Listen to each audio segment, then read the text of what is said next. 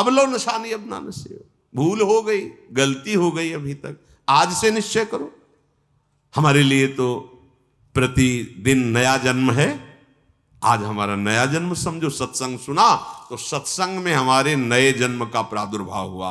अभी तक जो हमारी गंदगी थी पीछे के जन्म में हम भूल जाते हैं।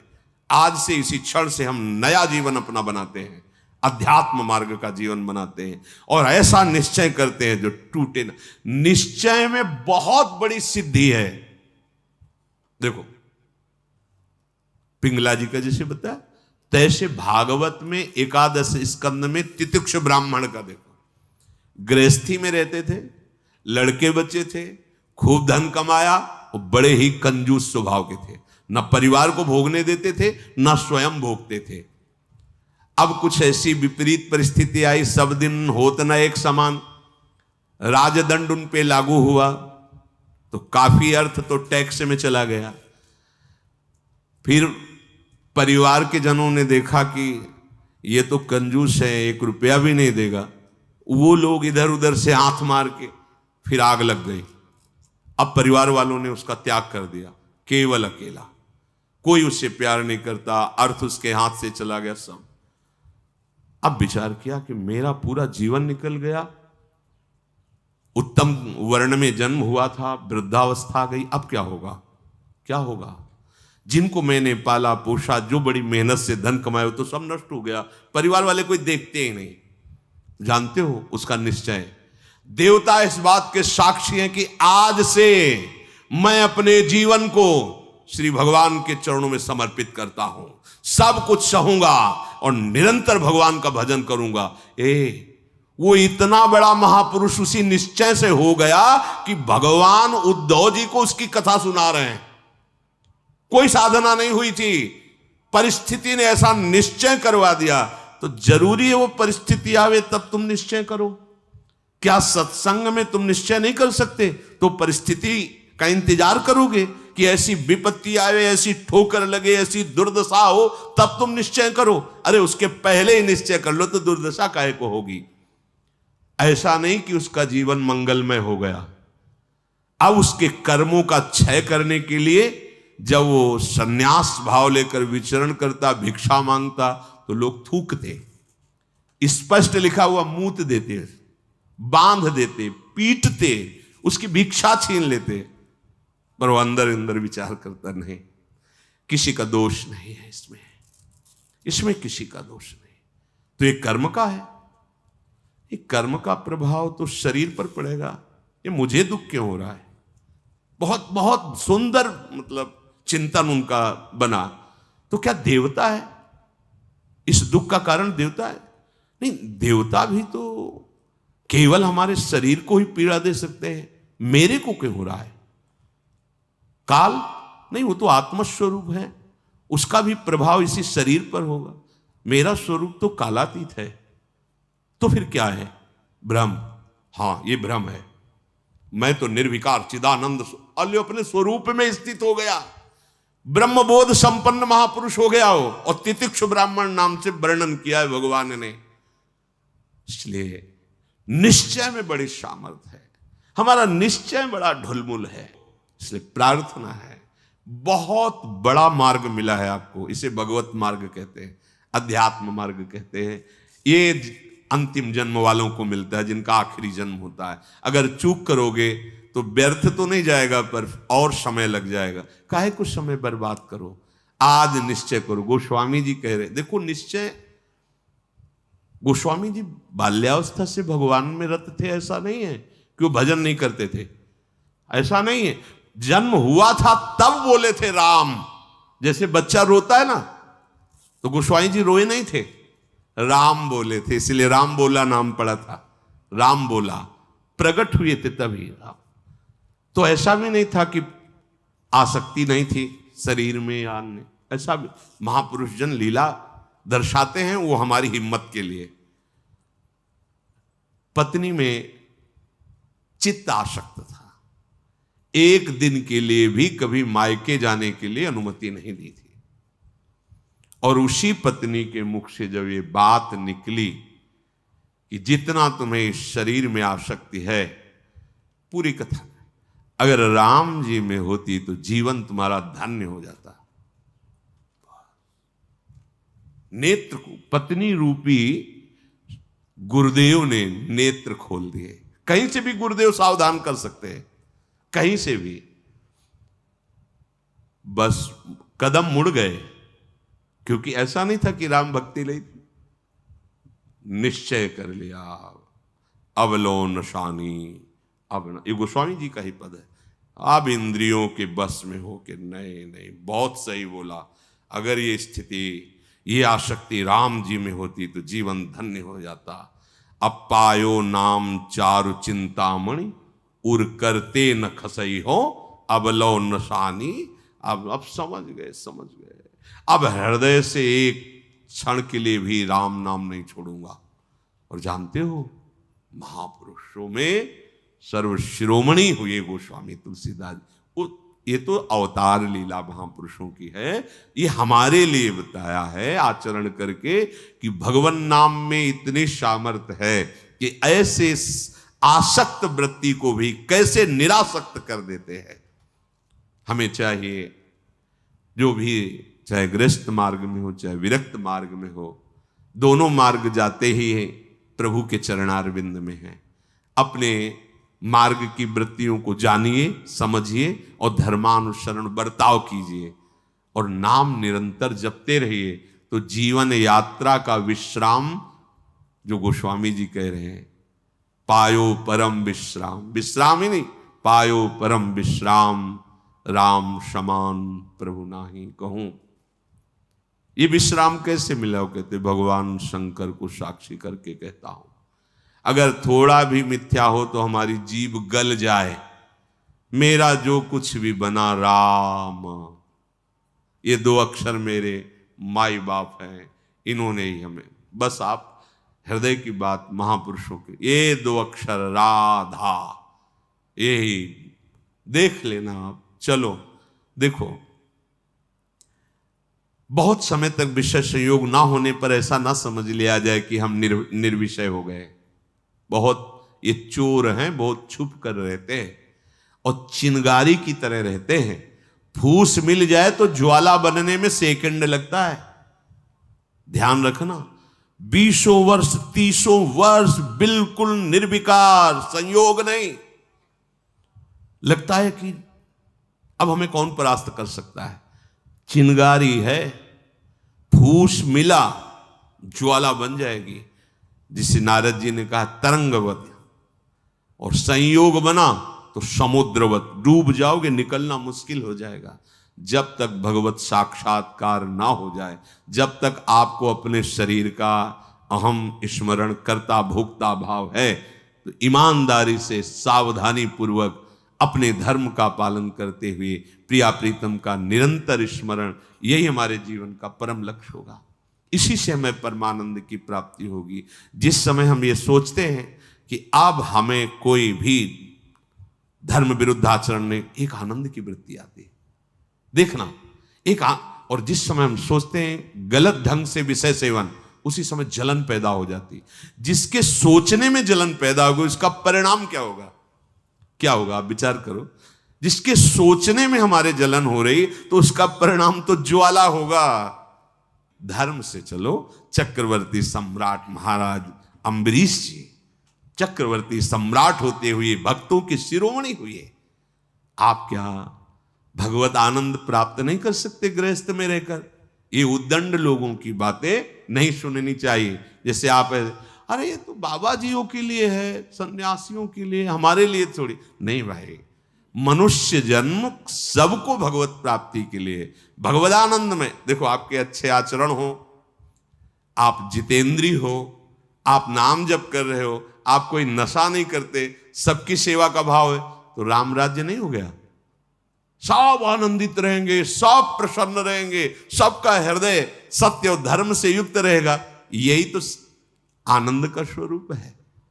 जब आप शास्त्र और सत्संग स्वीकार नहीं करते तो आपके अंदर आसुरी वृत्ति बढ़ती, राक्षसी वृत्ति, और फिर देखो अपने को दुखी, अपने परिवार को दुखी, अपने नगर को दुखी, अपने देश को कलंकित, क्या क्या नहीं करवा देती है राक्षसी बुद्धि। इसलिए भाई, ये सत्संग गृहस्थ विरक्त जो भी जहां भी है, सबके मंगल के लिए वहीं रहो, वहीं रहो, प्रभु के होके रहो। दूसरों को दुख पहुंचाने वाली बात, चेष्टा मन में भी मत लाओ, सबको सुख पहुंचाओ, नाम जप करो, सबका मंगल हो जाएगा। देखो हम सब तरंगे हैं,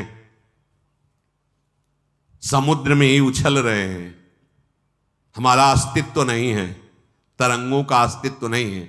ऐसे ही हम भगवत स्वरूप हैं, प्रभु रूपी अगाध समुद्र में हम तरंगे की तरह है, हमारी कोई सत्ता नहीं है। ये जो सोच रहे हो ना, सत्ता नहीं, सत्ता उन्हीं की है, उन्हीं की है। अभी आप समझ नहीं पा रहे, तरंग है क्या? समुद्र ही तो है। वायु विकार खत्म हुआ, समुद्र ही था, समुद्र ही है, बीच में तरंगे, ये सब तरंगे हैं। मन की तरंगे मिटा दो, फिर देख लो आप क्या हो, भगवत स्वरूप परम आनंद में। अब चाहे सृष्टि में रहो, चाहे धाम में जाओ, कोई फर्क नहीं पड़ता। व्यवहार में भी रहते हुए परमानंद, शरीर छूटे तो प्रभु में परमानंद। उसी के लिए तो हम प्रयास करें, जितनी चेष्टाएं कर रहे हैं सुख के लिए ही तो कर रहे हैं।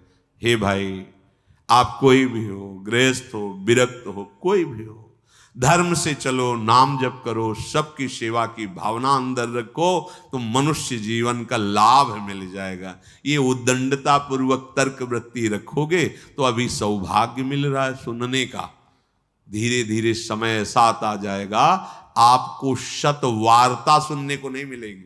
देख लेना, सत वार्ता जिसके श्रवण मात्र से हमारे हृदय में आनंद का स्फुरण हो और हम उस आनंद के बल से निर्विषय हो जाएं, वो वार्ता सुनने को नहीं मिलेगी। फिर और समय आएगा, धर्म सुने नहीं काना, कलिकाल बिहाल की मनुजा, नहीं माने को अनुजा तनुजा।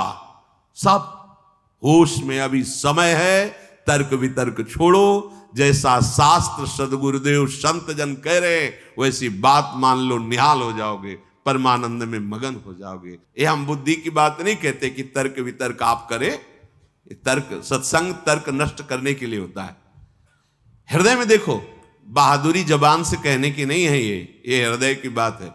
ये यहां युद्ध होता है, पता नहीं क्यों बनी हुई है।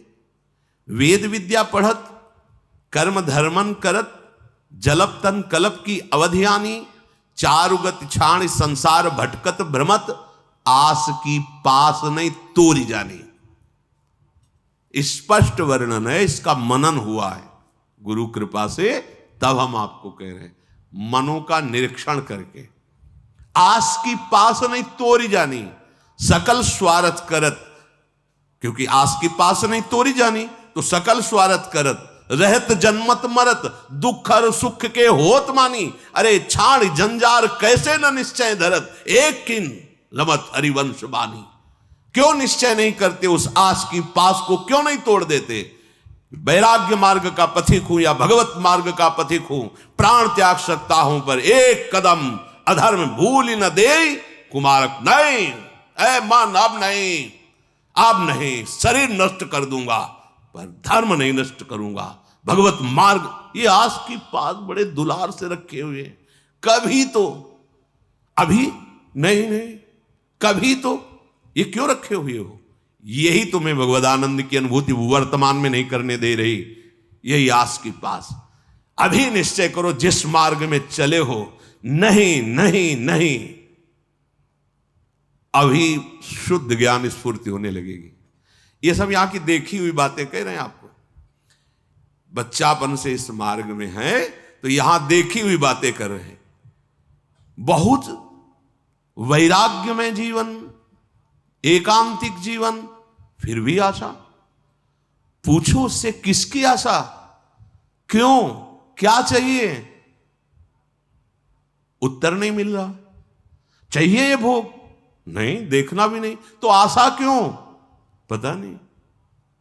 आप देखो, अंदर से देखो, जब यहां की बात कही जाएगी ना तो सबके यहां की बात होगी। ये अलग से नहीं रचा, उसी मशीनरी से बनाया गया जिससे सब निकले हुए हैं, सब मशीनरी। इसीलिए कि ये तो हमारे मन की बात कर रहे हैं, वो तुम्हारे मन की बात नहीं कर रहे, संपूर्ण सृष्टि की बात कर रहे हैं। क्योंकि जिससे मन रचा गया है, जिससे शरीर रचा गया है, वो वही एक ही डिपार्टमेंट है। वहीं से रचा गया है। यही हमें भगवदानंद की प्राप्ति नहीं करानी देती। बहुत धैर्यपूर्वक सुनना है और समझना है। यह हम अपने मन की बात कहते हैं, इसको पढ़ा है, इसको देखा है, इसको समझा है। वैराग्य में जीवन है, इतना भी कहीं गुंजाइश नहीं है। फिर भी आशा है, पूछा जाए इसको भोगों के लिए तो ना है, फिर भी आशा है। ये क्यों है? यही छाणी जंजार क्यों न निश्चय धरत। निश्चय क्यों नहीं कर रहा तू? तेरे निश्चय की कमी के कारण ये आशा की फांसी बनी हुई है। जब तक ये आशा की फांसी बनी रहेगी तब तक तुझे परमार्थ वस्तु का स्फुरण नहीं होगा। पक्की बात है। ये जो शुद्ध ज्ञान है स्फुरित ही नहीं होता, कामना से ढका रहता है। जैसे कोहरे की ताकत नहीं कि सूर्य को ढक ले, पर मेरे नेत्रों के ढकने के कारण लगता है सूर्य ढक गया। ऐसे ही ज्ञान स्वरूप जो भगवद अंश है इसमें स्फुरणाएं होती, जैसे सूर्य की किरणें निकलती ना, ऐसे इसमें ज्ञान की तरंगे निकलती रहती, आनंद की तरंगे निकलती रहती। वो आपके अनुभव में आपकी ही तरंग है। अनुभव में इसलिए नहीं आती कि कामना रूपी आशा रूपी कोहरा फैल गया। पिंगला जी ने कोई साधना नहीं की थी ज्ञान प्राप्ति की। ज्ञानियों के परम गुरु विदेहराज जनक जी के ही नगर में रह रही थी, पर वैश्यावृत्ति करती थी। देखिए, पढ़ के देख लीजिए, बहुत सूक्ष्मता से मनन करती हुई तो आपको उत्तर मिल जाएगा। अपने शरीर का श्रृंगार करके बैठ गई। संध्या के समय से कोई पुरुष उधर से आता दिखाई देता तो ये पुरुष हमें धन देगा, हमारे शरीर का सेवन करेगा, निकल गया। ये नहीं तो ये करेगा। ऐसे रात्रि अर्धरात्रि हो गई। भगवद अवतार अवधूत शिरोमणि श्री दत्तात्रेय जी भ्रमण करते हुए वहीं सर्वज्ञ महापुरुष थे, उसकी वृत्ति में ही अपनी वृत्ति लगाए हुए थे। तभी तो उन्होंने गुरु बनाया उसको। 24 गुरुओं में पिंगला भी गुरु है। और बड़ा सौभाग्य उसका महाप्रभु हरिवंश चंद्र जी ने श्रीमद चतुरासी जी में भी उसका उदाहरण दिया। यह जो एक मन बहुत ठौर करी, कही कौने सच पायो, जहां तहां विपत्ति जार जुवती लो प्रगट पिंगला गायो। जब अर्धरात्रि हुई तो पिंगला को बहुत कष्ट हुआ। हाय, इस शरीर को बेच करके सुखी होना चाहती है। कितनी अज्ञान वृत्ति। आज से मैं निश्चय करती हूं, जो सेवक जी कह रहे हैं, छाण जंजार क्यों न निश्चय धरत, एक किन रमत हरिवंश बानी। ये तुम क्यों आशा की फांसी में लटके हुए हो? कभी तो क्यों ऐसा रखे हुए हो? इसे तोड़ो, नष्ट करो अभी। प्राण निकल जाए पर जीवन में कभी कुमार्ग में कदम नहीं रखेंगे। पिंगला जी ने निश्चय किया, आज के बाद मैं कभी भी किसी पुरुष का संयोग नहीं करूंगी, किसी को नहीं देखूंगी।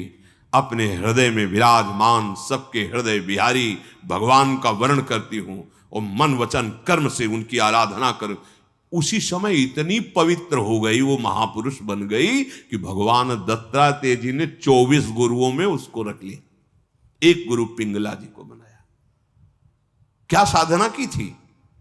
विरति हो गई अपनी वृत्ति से और निश्चय दृढ़ कर लिया और फिर कभी फिसली नहीं। तो बड़े बड़े आचार्य कोटि के महापुरुषों ने निष्ठा के लिए उसका उदाहरण दिया। जहां तहां विपत्ति जार जुगती लो प्रगट पिंगला गायो। आशा ही परमम दुखम नैरास्यम परमम सुखम। आज के बाद कभी नहीं, मर जाऊंगा, कभी नहीं। अभी अभी भगवदानंद स्फूर्त होने लगे, अभी ज्ञान विज्ञान स्फूर्त होने लगेगा। हिम्मत नहीं पड़ रही, इस बात का निश्चय करने की हिम्मत नहीं पड़ रही। क्यों? क्योंकि आपको आशा है, भोग में सुख है। हिम्मत कर लीजिए तो आप अभी जीवन मुक्त अवस्था में पहुंच जाएंगे। क्योंकि उस अवस्था में पहुंचने के लिए कोई बाहरी क्रियाओं की आवश्यकता नहीं, वो हमारा स्वरूप है। हम जीवन मुक्त थे, जीवन मुक्त है, जीवन मुक्त रहेंगे। हमने अपनी स्वतंत्रता को, भगवदानंद को कामना और आशा की फांसी में बांध दिया है। हम ही को तोड़ना पड़ेगा। इसलिए छाण जंजार क्यों न निश्चय धरत, आगमा पाइनो अनित्यास्तास्तिक्षस्व भारत। ये आने जाने वाले विकारों में तुम इतने कमजोर हो गए कि तुम आशा की फांसी बांधे हुए हो, तो परमम दुखम, दुख ही भोगना पड़ेगा। श्रीपाद कह रहे हैं इस शरीर या किसी भी शरीर को जो मानव देह प्राप्त हुआ है, ये परम सुख प्राप्ति के लिए। कीड़ा मकोड़ा छोटे छोटे जीव इन सुखों में विचर रहे हैं। मानव देह धर के जो कुमार्गगामी वृत्तियों से तुम सुख भोगना चाहते हो, छोटे छोटे कीड़े मकोड़े भी इसी सुख में। फिर तुम्हारी शरीर की महानता क्या रही? प्रज्वालयति समस्त देहम कामाग्निना प्रमोहयति दृष्ट्वैव च नवतरुणी कुतस्तर्हि स्वार्थ सिद्धिम प्रत्याशा। हे भाई, ये नौ तरुण अवस्था जो शरीर की होती, किसी की हो, स्त्री की या पुरुष की, यदि तुम इस मोह जाल से आवृत रहोगे तो ये सदैव तुम्हें जलाती रहेगी, कभी भी भगवत सिद्धि प्रदान नहीं होने देगी। भगवत सिद्धि नहीं। बहुत समय लंबा निकल जाता है अगर सत्संग ना मिले, सावधान ना हो। हितधाम में एक 65 वर्ष के प्रार्थना कर रहे थे कि मेरी पूर्व से वृत्ति स्वयं के द्वारा तो मैं आज खुलकर सभा में कह रहा हूं कि मैं आज उस गलती से बहुत परेशान हूं और आज भी वही मेरे से गलती होती है। ने प्रणाम किया था उनको कि धन्य है कि आप इतने हिम्मत वाले हैं कि भरी सभा में आप ऐसा अपनी बात कह रहे हैं, क्योंकि आप मन से अलग होकर बोल रहे हैं, तभी आपको बोलने की हिम्मत आई। अगर मन में तदात्म होता तो आप नहीं बोल सकते थे। कि ये हमारे द्वारा पाली हुई वृत्ति है, हमारे द्वारा ही इसका त्याग होगा। भगवान श्री सुखदेव जी को इसीलिए सबसे बड़ा वैरागी कहा गया है। 16 वर्ष की अवस्था है, शरीर का भान नहीं, दिगंबर है, कोई शरीर पे वस्त्र नहीं, और भगवान के चिंतन में मगन है। इसी अवस्था में त्याग और वैराग्य की। अब जब ये इंद्रियां काम नहीं कर रही, मन बुद्धि और सब मलिन, तो अब वो ढेर है, कुछ भी निर्णय नहीं निकल सकता। बहुत संस्कार गंदे हो जाते हैं यौवन अवस्था में। अहो भाग्य है जो इस यौवन अवस्था में संयम नियम धारण करके अपनी वासनाओं को। श्रीपाद कह रहे हैं, हे वृंदावन धाम, हम पे कृपा करो, हमारे मुख में नाम चले, हमारा हृदय इस काम आदि की आशाओं को त्याग करके प्रिया प्रीतम के चिंतन में डूबे। ये आपकी कृपा से होगा, और वो कृपा हम सब पे है। सत्संग मिल रहा है रोज, ये प्रातःकालीन बेला में जो शब्द जा रहे हैं, इनको अंदर से पकड़ो। केवल धर्म, गृहस्थ धर्म की पूर्ति के लिए बकाया उदासीन रहो। इस वृत्ति को अगर आप अपने अंदर अपनाए रहोगे तो सब छुड़वा देगा। ध्यान रखना, सब छुड़वा देगा। ये वैराग्य का वेश, ये धाम, ये प्रिया प्रीतम, ये नाम, ये महिमा, कुछ नहीं हो रहा है, चिंता मत करो, आप भगवत प्राप्ति होगी। धाम में हो ना, भगवत सहारे हो ना, भगवत आश्रित वेश धारण, कुमार्गगामी वृत्ति का जो आशा की फांसी, उसको छोड़ दो। फिर आप देखो भजन होगा। आप करोगे नहीं, स्वाभाविक होगा भजन। स्वाभाविक ज्ञान विज्ञान की वृत्तियां उत्पन्न होगी, आप आनंदित हो जाओगे।